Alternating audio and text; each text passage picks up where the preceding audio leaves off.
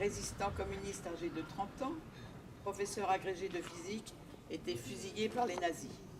En ce 8 mai 2026, comme tous les ans, nous rendons à nouveau hommage à l'homme, à son esprit et à l'idéal qui l'animait. Gardons-nous de réécrire l'histoire.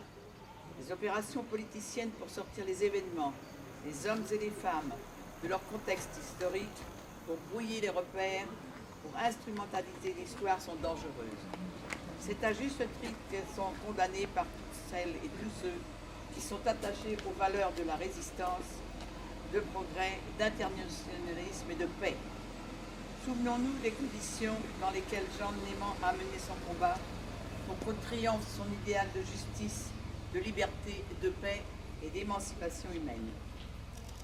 Né le 2 août 1944, Jean est issu d'une famille polonaise. C'est un élève brillant en mathématiques, en physique, mais aussi en langue étrangère, puisqu'il parle couramment l'anglais et l'allemand, ce qui lui suffira pour ses actions d'éclat dans la résistance. Il entre en 1934 à la faculté de Strasbourg et c'est à cette époque qu'il s'inscrit au Parti communiste français. Militant actif, il apporte un écolier aux antifascistes emprisonnés en Allemagne. Profondément antifasciste et idéaliste, il alla jusqu'à contracter un mariage blanc avec une jeune Allemande emprisonnée pour propagande communiste et parvint à la faire sortir des geôles nazies. Après le divorce, la jeune femme put retourner vivre en Allemagne. Nommé professeur à Saint-Étienne, il est chassé de l'enseignement public en 1940 en tant que fils de Polonais et Juif. Il s'exile alors à La Baule, où il devint professeur au privé Le Cille. Il réside dans cette maison devant laquelle nous sommes rassemblés aujourd'hui, au 12 avenue de la Pierre Percée, la plaque opposée. Sur ce mur en fait foi. Alors que la dictature semble s'imposer partout en Europe, il côtoie les FTP et lie des relations solidaires avec le groupe PCF de La Baule, au lieu de Kerkhoffs, peuplé d'immigrés italiens. Ce groupe eut la volonté de le sauver par les armes lorsqu'il fut captif des Allemands sans y parvenir. Il devint un animateur de la résistance active dans la région. Ainsi, après le tir de 2 résistants sur des soldats allemands, la commandanture de Guérande prend 10 otages qu'elle menace de fusiller.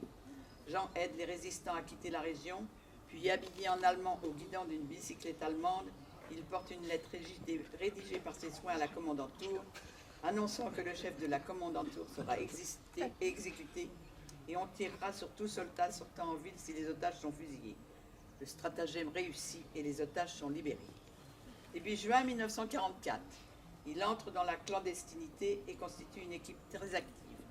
Coupure de câbles électriques et téléphoniques, sabotage de transformateurs, destruction et désamorçage de mines. 2 soldats allemands déserteurs rejoignent le groupe début août, mais ils sont surpris par une patrouille allemande le 17 août. L'un d'eux est capturé et Jean est arrêté en essayant de le secourir.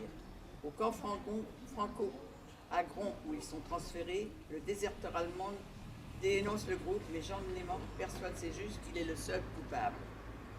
Condamné à mort le 25 août 1944, il fait, comme il le dit lui-même, volontairement et en connaissance de cause, le sacrifice de sa vie à sa patrie et à ses amis. Son courage et son sens de l'honneur ont impressionné les Allemands eux-mêmes. Avant de mourir, il écrira une lettre émouvante à ses parents. Vivez pour continuer à faire progresser le monde, comme vous-même m'avez appris à le faire.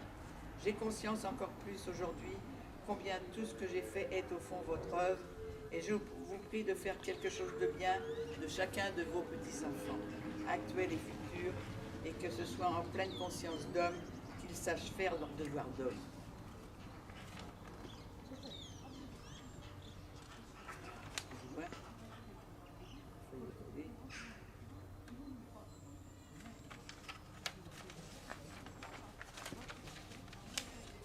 En vous embrassant, mes chéris, je vous écris la conclusion de ma vie entre 2 morales célèbres. Il n'est pas besoin d'espérer pour entreprendre, ni de réussir pour persévérer. Tout le bonheur de l'homme tient dans ce devoir, agir et espérer. À titre posthume, un décret du 26 avril 1956 attribue à Jean Néman la médaille de la résistance. En ce quart de 21e siècle, où le fascisme réapparaît dans nombre de pays du monde, prenons la la mesure du défi et contribuons à la résolution des problèmes du monde actuel. Racisme, pauvreté, santé, emploi, éducation, alimentation, culture, écologie, paix.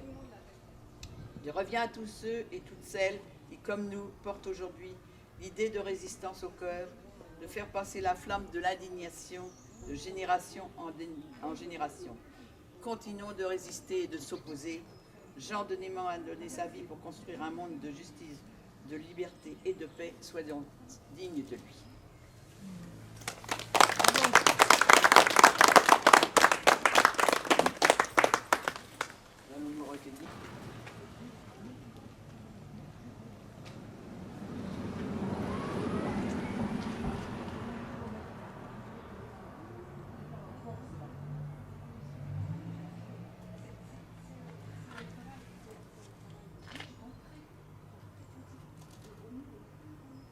C'est important qu'on soit là chaque année pour commémorer le fait que Jean habitait là.